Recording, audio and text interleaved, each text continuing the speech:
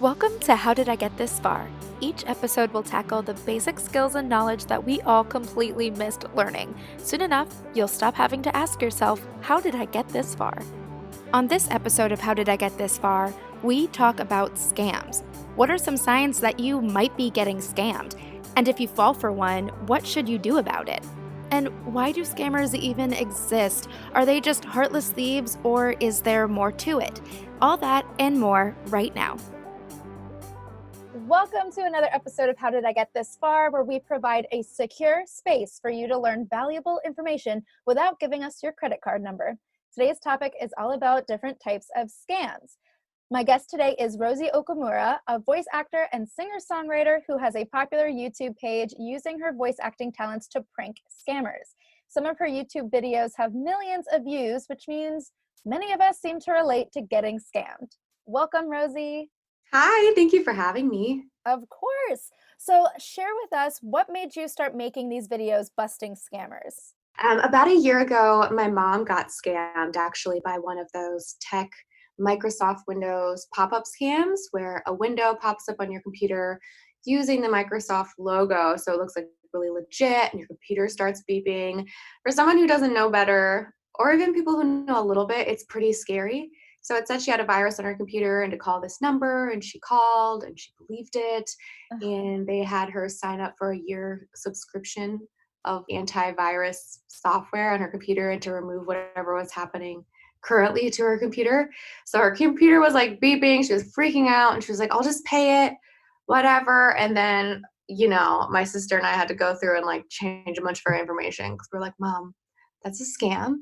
And so it made me really mad. And I was like, do you still have that phone number that you called to quote unquote fix your computer? And she was like, yeah, I have it. I wrote it down. So I, called the number and I pranked them for over an hour on a Facebook Live video, which is the Kim Kardashian voice hour-long video that's on my YouTube channel. And then after that, it just kind of blew up on its own. Someone posted it on Reddit, and yeah, the rest is history. Here I am. It's just such a joy to watch the scammers get scammed. There's something so beautifully satisfying about that. So thanks for being that person. Absolute, my pleasure. I've had chances of getting scammed a couple times. Luckily, nothing horrific has come of it. The first one was someone hacked into my friend's email when I was like in 6th grade. And it was my friend, and her email said, hey, like I'm stuck in London. I can't get back. I need you to wire me money to get back. Fortunately, very on brand with my podcast, but I didn't know how to wire money. So I had to wait till my mom came home. And then she was like, Amanda, did you even ask your friend if she's in London? I was like, oh yeah, she never mentioned she was going there. And I texted her and she said, no, I'm home. Wild. Yeah. But another one that's not computer related, I was studying abroad and I went on a weekend trip to Barcelona, and there's this really popular park called Park Güell where a lot of scammers happen to be. And fun. Yeah, I learned that Europe loves scams. And there was this one, and there you can Google this, just literally Google like puppet scam. And there was puppet scam. There's these little paper cutouts of popular cartoons with 2 little red yarn strings for legs and then 2 buttons on the bottom for feet. And on the back was like this piece of black strip that kind of looked like a magnet. And then there was a boombox. Uh-huh. Guy, This sounds like a weird dream, but I'm following. I promise it's on the internet. But you can see these puppets, they're literally bouncing up and down, side to side to the beat of the music coming out of the boombox. And it looks like they're defying gravity, but the man will pick up one of them, hold it up to the speaker of the boombox and say that the magnet on the back is picking up the sound waves of the music, and then puts it back on the ground and they're back to the beat of the song. I knew there's no way this is true because that sounds insane. But at the same time, I'm like, this is science. Like, this is amazing. And he wasn't charging a lot of money to buy them. So my friend and I were like, you know what? It's like €6, which was like $8. Like, we're going to just do it. So we buy it. We rush to the local McDonald's to connect to the Wi-Fi, play a song on our phone, and it wasn't working. It would just fall right to the ground. Then we waited till we got to a real boombox because we're like, maybe you need like a bigger sound. So then we did that, and sure enough, it's falling to the ground. And that's how I discovered the YouTube pages saying that it's a scam. And then that magnet that he said was on the back picking up the sound waves was just more of that paper, like cardboard material. It was not a magnet at all. It wasn't even a magnet? No. But he wouldn't let you touch them until you bought them, which were in a plastic bag. Well, there you go. Yeah. Apparently, if you look it up, there's some kind of very thin, clear, like wire that's holding the puppets and gears in the boombox. Interesting. Still pretty scientific and savvy That's to me. a lot of work, but you know, to each their own. It makes for a good story. That's worth it. Yeah. I kept the puppet because I was like, you know what? I like SpongeBob. So some of the scams are way craftier and it's so easy to fall for. So what have been the most common scams that you've heard about? Well, there's definitely the IRS Social Security scam where, you know, you'll just get a random call saying, blah, blah, blah, we have fraudulent activity using your Social Security number, da, da, da, we're going to suspend your Social Security. And I'm like, what is going on? And they read a script talking about like, there was a car found at the border of Texas and it was registered in your name and there was illegal activity and there was blood in the car and they found like 30 tons of cocaine and blah, blah, blah. So it's one of those weird ones where they call and say that there was like fraudulent activity and they need to like, you know, clarify if it was you or not. And again, what's your social security number? And so they call with scary, threatening stories. So there's that one. There's the text scams, which is kind of like the pop-up scam that I already kind of went over that my mom fell for. There's so many different ones. You know, there's the Nigerian prince, there's Craigslist scams. So there are so many. I could go on and on and on, but those are probably the most popular ones. That's so alarming that you said some of them could be to an extreme story that it could not be true, but that somehow they've convinced you that it's true. We're all going through so many different things. You know, it just depends on someone's state of mind, which is really unfortunate because, for example, my mom is not good with computers and she's easily distracted and she just didn't want to deal with it, you know, because she was in the middle of something and whatever, had to get somewhere or go see my stepdad or whatever. And so she just wanted to get it over with. But had she been in a more relaxed mood or something, you know, she'd be like, what is going on here? You know, she has time to process it. So it could happen to a lot of people. It's scary unless you know a lot of the red flags to look out for, which is kind of why I'm here. A big question would be, what is it that can kind of cue in that there's something fishy going on? You know, it's the good old rule of if it seems too good to be true, it probably is too good to be true. And like a floating puppet. That is so weird. I cannot wait to look that up. You know, it just kind of depends on what it is you're looking for. A lot of people get themselves in the middle of a scam. For example, you know, if you're looking for an apartment on Craigslist, you don't really feel like you're going to get scammed because it's you looking for an apartment and like you found this and you're reaching out. A lot of people think a lot of scams are like, oh, someone's calling you and your friend's in jail or your friend needs money wired to them or, hey, I'm a Nigerian prince and I've got all this money. And so when it's like you who is in control of what you're doing, you know, I'm looking for an apartment. So I'm going to email this person and, oh, they're out of town. Here's this sob story why they can't show me the apartment, but they're going to mail me the keys. You just have to stay vigilant of this doesn't seem normal. You know, a lot of the things on Craigslist are, if you're selling something, a lot of people will be like, oh, I'd love to buy that. Let me just mail you this check or whatever. And let's say, you know, you're selling a coffee table for $300. The scammer will send you a check for $500 and be like, oh, oops, like I accidentally sent too much. Like, I'm so sorry, my mind was somewhere else. Do you mind sending me the $200 back? And you're like, of course, like I'm not going to take that money. I don't want to do that. I'm going to send it back. And then what happens is, you know, it's a fake check and it takes a few days for the bank to recognize that. But by the time that happens, you've already sent the $200 back. So it's like one of those things where if it just seems like off or weird, go with your gut. Don't ever give out your information unless you're calling someone to do that. Like if you're calling your bank, you know, from your phone to their number, you know, because a lot of times banks aren't calling you, but the scammers will get the real number and spoof their phone number. It happens through text message too, where, they're trying to confirm these purchases. You're like, this seems fishy. I want to Google the number and make sure it's really them. And you Google it and it turns out that's the Chase Bank number or that's Wells Fargo. But what's happening a lot of times is these scammers are able to spoof a number. So you can type in any number you want and it will show up on someone's caller ID as exactly what you want it to. So unless you're calling your bank, don't give out your information. You can't ever be too vigilant. And like, if it is your bank calling you, hang up and just call them back. Like you might lose a couple minutes, but just hang up and call them back yourself because you just never know. And all the stuff on Craigslist, if someone's not able to do something in person, but that's kind of how the scam works is they say they're out of town and they're going to mail you the keys and, oh, just give us this deposit. We can just do PayPal or Western Union. There's just so many red flags that it's crazy, but a lot of times they just seem normal. So be careful.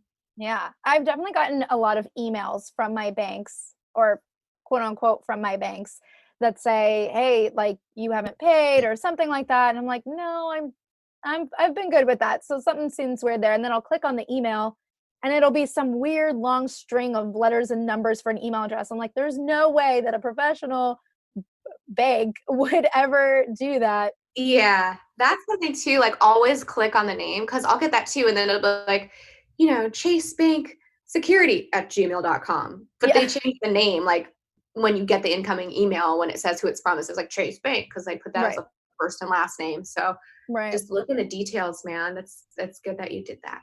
I mean, that's something that I always keep my eye out for, and I'll forward the email. And same with Apple. That happens with Apple too. But it'll go to my like AOL, which I'm gonna be honest, still use my AOL email. Amanda. AOL. I still use it for like junk stuff. So sometimes if I get an email to that account, I'll know that it's fake. Yeah. There's a lot of like phishing emails like that. I get a lot of them actually as a YouTuber. I get all these emails. They're just like phishing emails from fake scammers, like posing as YouTube saying I got a copyright strike or a video was removed and it looks really official. And like, click on this, like to blah, blah, blah, file the claim that you didn't do this. And it looks so real. And even the email address, they were able to spoof most of it. So it says like at youtube.de or something weird. So it looks like at first glance it's real. And then a bunch of weird scammers always try to hack into my Facebook page for my YouTube channel. And what they do is like they offer, hey, we'd love to pay you for like sponsored ads or like to run ads on your Facebook account. Like, would you be open to that? I get them so often, like 5 a day. And it's so obvious it's a scammer, but people fall for it because they're like, oh, why not? Like, whatever. And what you do is you add this person as a page manager and they take your page and steal it and block you. So it's crazy. They're getting more and more creative. It's wild. Have you ever literally just asked a scammer why they do it, how they got into it? Have you ever had that conversation? Pretty often, actually. A lot of people have called me the scammer whisperer. I love that. Because I am probably like half the time able to, if I'm in the mood to get that out of them. Usually they're kind of a-holes. I'm like, I don't care about your life story. So, I mean, I have actually befriended a scammer. His name is Princely. Like actually named that? Or Yeah, Princely. It's so funny. I was like, that is so funny for so many reasons. He is from Nigeria. I met him through him trying to scam me on Twitter, posing as JC Chazé, but he didn't do his research to realize that JC and I follow each other on Twitter, and he's a friend of mine. And so this person is scamming, didn't do their homework, and I kept this scammer going for like a week because it was so funny. It was like one of the funniest things.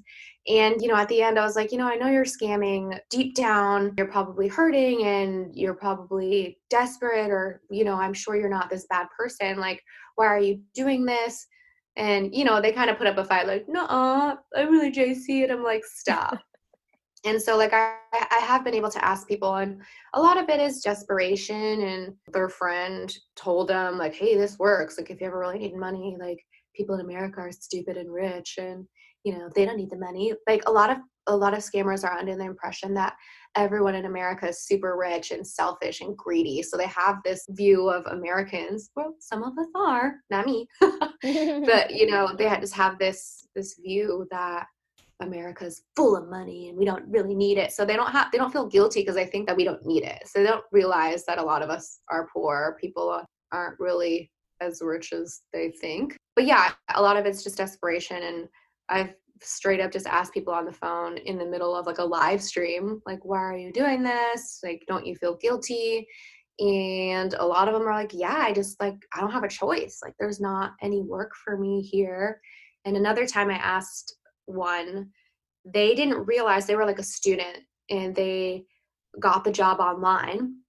They like filled out a thing to work at a call center and blah, blah, blah. And they didn't know that it was a scam because their job was just to answer the phone and transfer it to someone else who runs the scam and who did know. And they're like, I had no idea. Like, my only job is to answer this phone and get this amount of information out. And then I just transferred. I thought I was really working at a tech call center. He was like, I was wondering why the turnover is so high here and it's all like young students. And he's like, it's weird because people only work here for like 2 weeks and I never see them again. He's like, now it's kind of clicking. So some people don't even know. Wow. That makes me feel a bit better that there's like a soul behind that person. Yeah. And I totally get that belief that America's full of money and that we're selfish. I feel like that's portrayed a lot in the media, that that's how we are. So yeah, I get it. That makes a lot of sense. Yeah. What kind of information are these scammers looking for? What is the most common stuff that they're asking for? And how are they getting this information besides just asking us? Yeah, they get the information a lot of different ways and for a lot of different reasons. The easiest thing that they do is, they get your social security number and do God knows what with it. A lot of the tech scammers what happens is you call because you see this pop up and you're like, oh no, and they're like, you know what, we're just going to access your computer together. Go to this website. It's called teamviewer.com, which is like, it's kind of like Zoom, but for your computer screen so that you give this person access to your computer and then, they have access to everything that you've ever done on your computer and they can click on Wells Fargo and see that your password is saved and see what it is. So they gain access to your computer and all your personal information. The gift card scam is one that I kind of forgot to go over where you get a voicemail and it says like, hey, you've won a shopping voucher. We're doing a promotional thing. And then you call and they're like, okay, you just have to pay like a small processing fee, like a shipping and handling. It's like $2. And you're like, oh, well, I'll pay that. Here's my debit card to pay for the shipping. And then they have your debit card information. And then another thing, the social security scams are so weird because they ask you to pay with like eBay gift cards and like Amazon gift cards.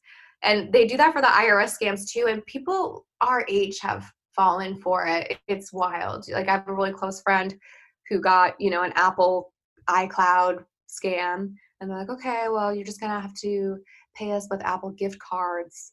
And she was like, okay. And she went to the store and bought them and scratched off the number. And then like later, she never heard from them again. And she was like, oh, oops. Like, so they want your social security number. They want access to your computer so they can have your bank login.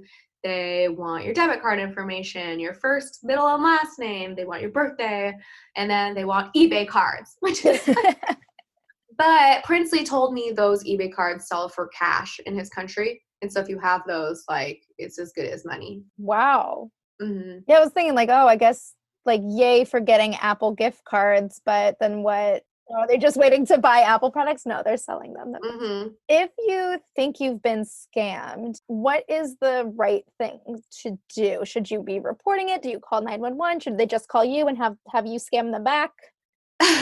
Well, first report it if possible. It's kind of hard because a lot of the scams are happening out of state or out of the country from where you are. And, who are you going to call? It's like you can call the police here, but they're going to be like, okay, like, why do I care about some person in blah, blah, blah land?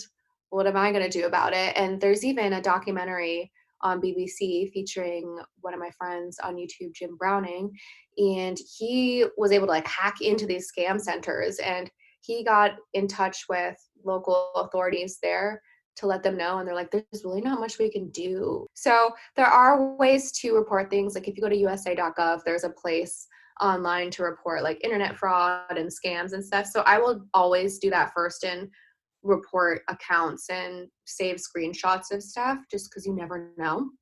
And a lot of scammers will use PayPal or try to use Venmo or Cash App. And I've had a lot of luck on Twitter DMing PayPal support and Venmo support and blah, blah, blah, and just reporting the account and giving them the information so that they can look into it and at least, suspend that person's account and block their IP address from ever signing them up for an account again. So that's been really helpful. Do you like free stuff? Sounds too good to be true, but I promise this is for real. Rush Crush is a premium apparel company creating modern designs for sororities, brides, and more. For my listeners, Rush Crush is offering a free How Did I Get This Far t-shirt with purchase. That's right, pick out something fab from Rush Crush, use promo code THISFAR at checkout, and then you will officially represent as one of the first fans of the podcast.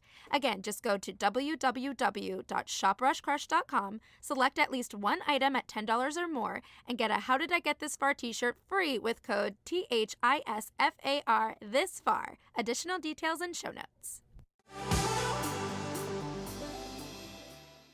That's good to know that there's a set outlet now if you really want to report it and feel like you did something. To just go to USA.gov or to just forward an email to the real company, I think is at least something I do. I don't care. I don't know if they care, but. Yeah. I think that's, just reaching out to the company has more effect than calling the cops. Yeah. When I was younger and MySpace came out, I didn't even want to put my last name out there. And now I have pretty much all my information on my social media. So what's the limit? Like, what should we be making sure we don't have on there? What are some guidelines you would say? Oh my gosh. For me, I'm pretty locked down just because of the YouTube thing. Like I have a fake last name on Facebook. I mean, it just kind of depends. Like there's a lot of websites that have a lot of your information. There's truepeoplesearch.com. If you type your name into there, I bet you'll see every address you've ever lived at. There's also another site like Been Verified. And, there's a lot of stuff that's all public information. So, I mean, I've had to do my best, like wiping everything just so people can't find me. Like I have a PO box that I use for everything because my address got leaked once and it was horrible. It was horrible. I had to move. It was crazy. So there's like a lot of scary stuff that happens. Like even if you have a domain, like a .com for whatever, you have to like double check because there's a place on the internet that people can type a domain and see who's registered for it. And then it shows like your phone number and your address that you like signed up for GoDaddy.com with. And I didn't know that. And my good friend Russell was like, I bet I can find your phone number and your address, even though you took it off, Been Verified and whatever. And I was like, no, I was like, I've sweep it all the time. He's like, nope. Is this your apartment? I was like, oh. So even if you have a .com, like be careful and change it to private information or remove that. Like I freak out about personal information because I've had weird things happen to me. Like these scammers can just type in, they find some old lady on Facebook, right? And they type her name into whatever. And then they reach out to her kids because now they have her kids' names. And they're like, hey, are you so-and-so? Because your mom is in jail. Like they find all this stuff. Like you live at such and such address. And you're like, well, how would they know that? So there's a lot of weird ways that people can get information. Wow. But what about passwords when you forget them?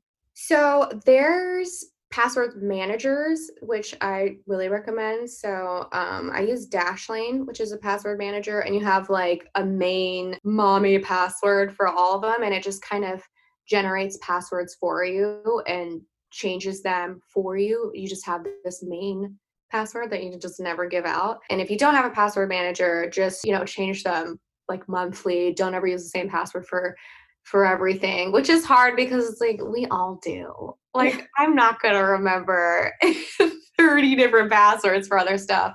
And if you do, use one of those like quirky symbols, use lowercase and uppercase. But I think, having a password manager is probably the best option for security. All right, perfect. Okay, so I have some other types of scams that I want your opinion on. I guess this isn't always a scam, but what are your thoughts about scalpers? Are they always trustworthy? What are signs that they are scamming you? What do you think? That gets really tricky. If you ever see on Facebook, there's like an event for a concert. You know, I remember on the Lana Del Rey page for the event for her concert, there were like hundreds and hundreds of posts like, hey, I have tickets. I can't go anymore. Does anybody want to buy them off me? And they were all scammers, like every single one of them. It's like, I just wouldn't buy tickets off anyone that you don't know, honestly. And if you don't know them and you really want them, there is a website called ticketswap.com, which is not an ad. They're kind of like the middleman, so that if you're like, ooh, I don't know, like I really believe this person, but you just never know.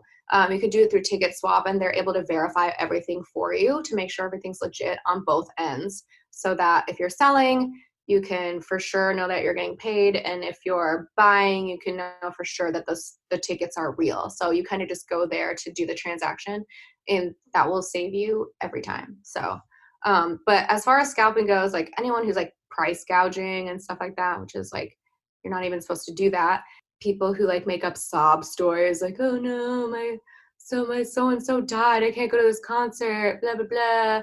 I just need to get these off my hands. Like people put like emotion into it to try to make it seem more, they'll like rush you, you know? So just don't buy tickets off someone you don't know. And if you do not know them, just use Ticketswap.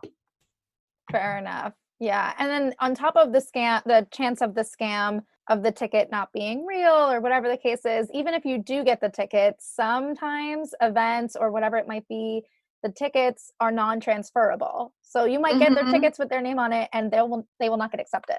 Yeah. It's like, if you want to go that bad, just wake up early and buy the tickets yourself. Yeah. If you were really a fan, you would have gotten them already. Yeah. Right. What about MLM, like multi-level marketing? I feel like people that are members of them are like, you don't get it. They're not a scam, but I feel like they're always a scam. Man, I have so many thoughts on these. The scam is the people who are roping these salespeople in. Like the scam is happening to the people who are now affiliates for these companies. You know what I mean? Those are the real victims. Because oftentimes the products are great and they're quality and there's nothing wrong with these products and they work, but it's just the business model for an MLM is really toxic and can be super financially damaging to people. And it's also really socially toxic. Anyone I know who's in an MLM or been in an MLM and reached out to me, it just makes it awkward, right? I'm like, oh, you just made this so awkward. And a lot of these people were like, hey girl, want to meet for lunch? Like, it's been so long. And you're like, yeah, oh my God, I miss you. Like, how sweet.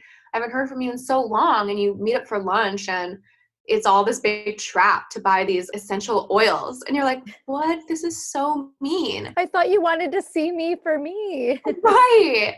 So now this MLM has turned who you thought your friend was into like this fake friend with all these gestures that are not genuine. Sure, she wants to go to lunch, but that's not why. And then you are put in this really awkward position of like, I'm offended and I also don't want this. So now I'm like kind of disgusted in you.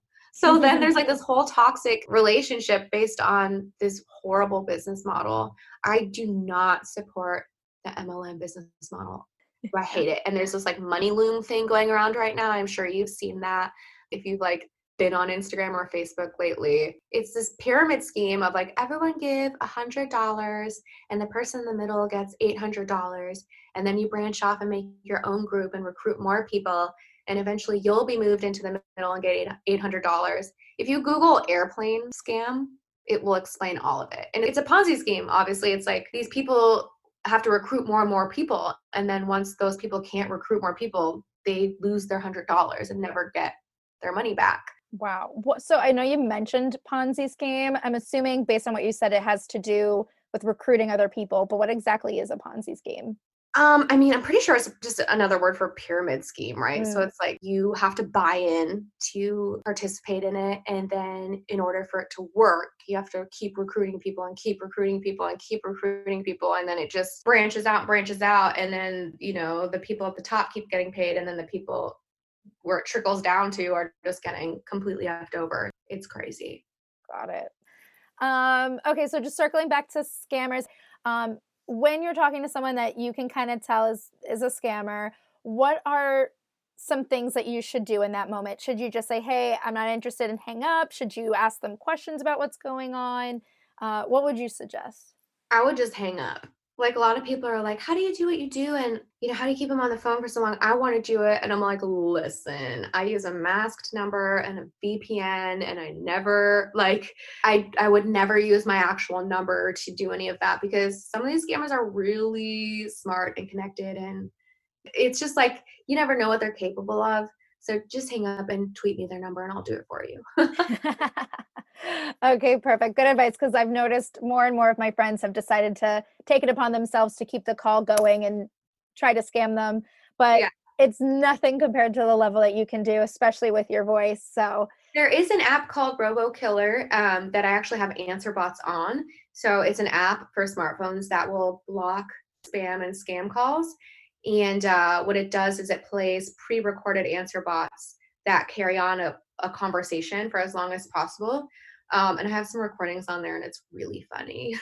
oh, So amazing. it blocks your phone from ever ringing on your end, and then it will waste the person's time for however long the recording is. And they're pretty funny. And they have it for texting now too, because I get those stupid scam texts all the time. It's able to block those too now, apparently. Yeah, I've been getting a lot more texts than ever before. And it's even sadder than email, because if I get an email, sure. But when I get a text, I get excited that someone was thinking of me. I And then it's know. not. That's the real scam. It's like, you have a friend. Psych. Man, that got sad. But yeah, so those are, I think, are a great starting point for questions about scams, what they are, who they are. Did you want to test what I've learned at all? Yeah, I'm going to ask you a few questions and Okay. see if you were paying attention. No, I'm just kidding. I'm so nervous. What is a money loom or a money circle? Okay, so you said it's like a Ponzi scheme where you have to pay in. I think if I'm wrong, I'm going to go on a rant of nothing. But then you like get a bunch of your friends and say, everybody put in some money. And then whoever started it gets like money back. And then you have to make a new one. And then you get your money back. Yeah, sounds like a hot mess. Y'all don't do it. It sounds so much. It's literally like too complicated for me. Like, obviously my whole brand is that I don't know how to do stuff. So to do something that requires effort, it's not my thing. So I wouldn't have gotten involved anyway. Okay, I got another question. What is spoofing? Spoofing. Did we talk about this? Mm-hmm. We did. Okay, so spoofing is when the scammer is able to spoof a real number and call you as your bank, even though it's not really them. So be careful. Always hang up and call them back yourself. I did not realize there was a formal term for when they do that. Okay, spoofing. Spoofing, which sounds like a little pet name for my cat. Hey, Spoof. Oh, that's amazing. You're annoying. Sorry, guys, the interruption by my cat. Okay, what is phishing? Phishing. Oh my gosh, I'm so dumb. I didn't even prepare that question. And that's like a totally good one. Here's what I think it is: selling illegal copies or having illegal copyright. Am I really this wrong? She's laughing at me. So phishing with a PH is when you get an email that is asking you to click on something or scaring you into clicking on something, and then all of a sudden your IP address is unmasked and your information is blah, blah, blah. So don't ever click on anything. A phishing email is one of those things. For example, when I got the fake YouTube stuff, like click here to fix the problem, or hey, we heard that your bank information has been compromised. Click here to log into Wells Fargo, and then you click on this weird link and you've been hacked. So clicking on the link, just the click opens up stuff. Yeah, that's getting phished. Like you've been phished. You just got phished. That's amazing. I wonder what I was talking about, what that's called. Like selling illegal copies of stuff. Oh, that's piracy, right? Piracy, phishing. I see where you got fished, you spoof. Piracy. Wow. Okay, that makes a lot of sense. Also a good thing to know about. There you go. It's okay. Yeah. This is why I have you here. I think this is so interesting that we can definitely review in a future episode more stuff about scams and tips Yeah. on them.